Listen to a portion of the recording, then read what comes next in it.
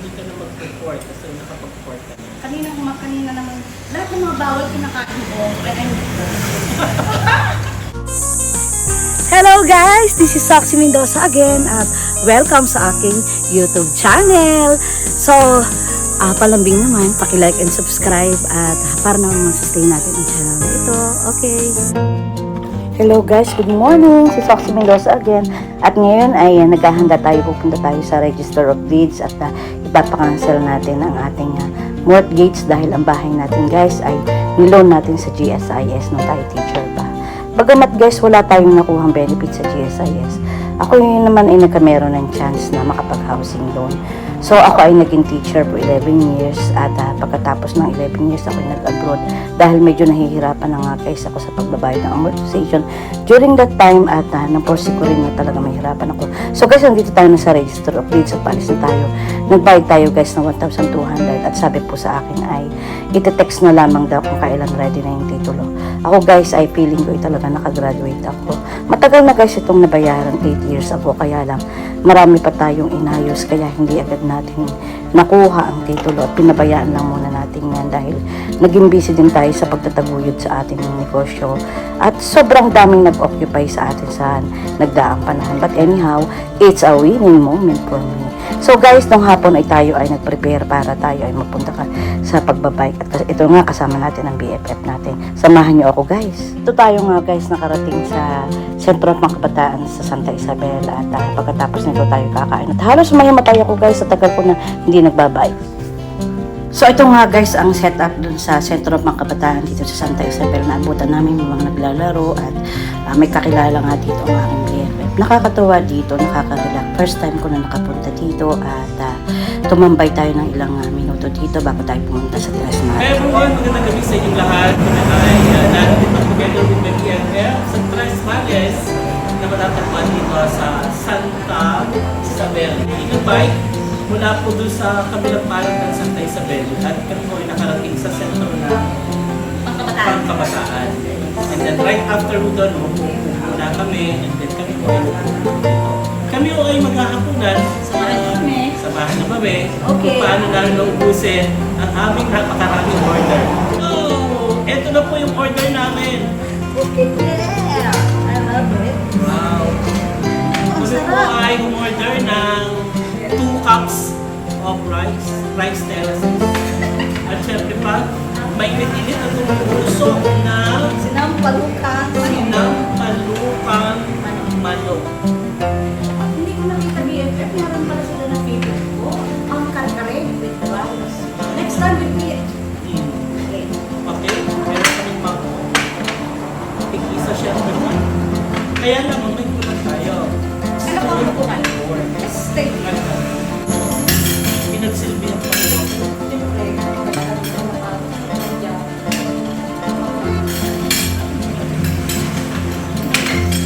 Ano yung nakalagay? Okay na. 1 cup of rice. Sa lahat sa mga.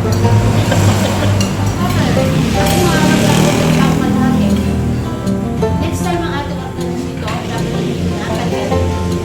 Okay. Basta mas may iba yung video na nagagawa. Sabi ko, hindi ka na mag-report kasi nakapag-report ka na. Kanina lang. Lahat ng mga bawal kinakain ko. Kaya